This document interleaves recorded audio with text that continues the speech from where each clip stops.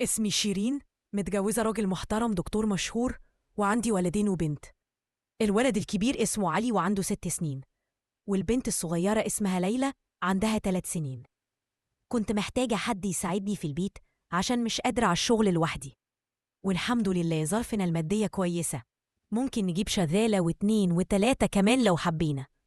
بس المشكلة إن مفيش حد يتوثق فيه. تيجي واحدة تشتغل يوم وتختفي، أو تسرق، أو تعمل أي حاجة غريبة، لحد ما في يوم جات لي آخر واحدة، ودي كانت ست كويسة ومحترمة وباين عليها عاقلة، بتحب الكلام والضحك، ودايما تحكيلي عن جوزها والمواقف الكوميدية اللي بتحصل بينهم. كل كلامها كان ضحك وهزار، وكانت بتحكي كمان عن خصوصياتهم. كنت بقول لنفسي، في يوم قررت أعمل حفلة عيد ميلاد لبنتي ليلى. قلت لها هاتي حد يساعدك، الشغل كتير عليكي. قالت لي خلاص هجيب جوزي، اليومين دول مش شغال، كيساعدني. بصراحة لما قالت جوزي أنا فرحت، بس ما بينتش ليها. كنت عايزة أشوف الشخص اللي هي بتحكي عنه بالطريقة دي. وفعلا في اليوم ده لاحظت قد إيه هو بيحبها، وقد إيه هي كل حاجة في حياته. كان لازق فيها على طول، وفي أي وقت ما كنتش موجودة أو هو لقى فرصة كانوا بيقعدوا يهزروا. أنا كنت بسمع وبشوف كل حاجة، بس هم ما كانوش واخدين بالهم. كنت بسمعها وهي بتقوله إحنا في بيت ناس هتفضحنا، وهو كان بيقول لها ما تخافيش أنا واخد بالي، لكن هو ما كانش واخد باله خالص. كنت بشوف كل حاجة، وكنت حريصة إنهم ما يشوفونيش عشان عايزة أشوف كل اللي بتحكي عنه. وفعلا شفت حاجات منه أنا بصراحة ما كنتش كده، بس حكايتها وروايتها عن جوزها خلت عندي فضول ما كنتش عارفة ليه. جت لي أفكار شيطانية. فكرت إني أدخل المكان اللي هما بيبقوا فيه كتير، اللي هو المطبخ. قلت أحط تليفوني في مكان ما ياخدوش بالهم منه وأسجل كل حاجة، أفتح الكاميرا وهي تصور. كان عندي فضول وما كنتش عارفة ليه دخلته في خصوصيات الناس دي، وعايزة أعرف كل التفاصيل. وبما إنها هي اللي حكت لي كل ده، دخل عندي فضول إني أشوف بدل ما أسمع. دخلت المطبخ وبدأت أدور على مكان مناسب، ولقيته. حطيت التليفون من غير ما ياخدوا بالهم عشان يفضلوا على راحتهم ومن غير ما أضايقهم، ولو خرجتي ممكن ياخدوا حريتهم كاملة. وفعلا ده اللي حصل.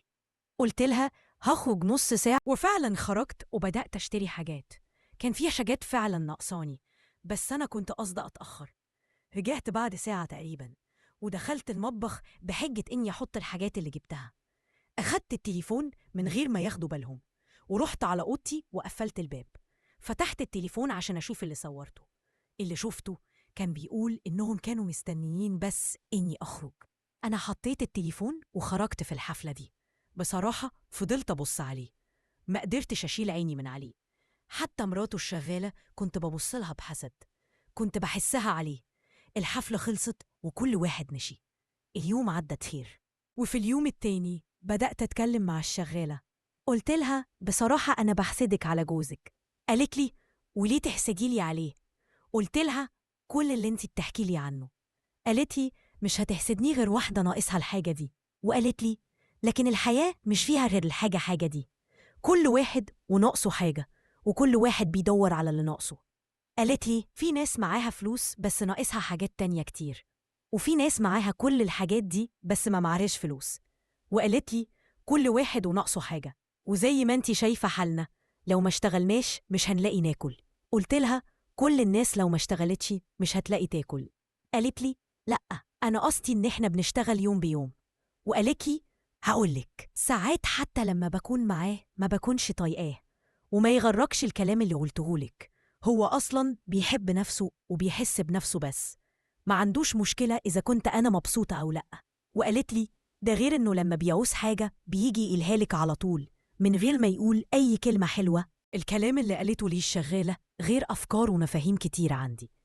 أنا غلطت لما اتجاهلت كل النعم اللي عندي، وركزت بس على إن جوزي غايب عني ومهتم بشغله. ما شفتش الجوانب التانية، وإن كل اللي بيعمله ده علشاني أنا وأولادي. عمره ما بخل علينا بحاجة، وعمري ما حسيت إننا في حاجة لحد. أنا قاعدة في بيتي معززة ومكرمة. وقتها لميت نفسي، إزاي فكرت بالشكل ده وتمنيت أكون مكان الست دي. عرفت ساعتها إني فعلا إنسانة ما استاهلش الراجل ده، وعرفت إن اللي أنا متجوزاه ما يتعوضش. هو بيضحي بصحته ووقته وبكل حاجة علشاني أنا وأولادي. دخلت أوضتي ومسحت الفيديو اللي صورته من غير ما يعرفه. ندمت كتير على اللي عملته، ومن ساعتها قررت أعيش بس لأولادي وجوزي. القصة دي بتعلمنا إننا دايما نبص على اللي في إيدينا ونقدره. ساعات بنركز على اللي ناقصنا ونبص على حياة غيرنا من بره ونفتكر إنهم أسعد مننا، بس كل واحد عنده ظروفه وحياته اللي ممكن تكون صعبة في حاجات معينة، حتى لو كانت بتبان من بعيد إنها مثالية. الرضا بنعم ربنا هو مفتاح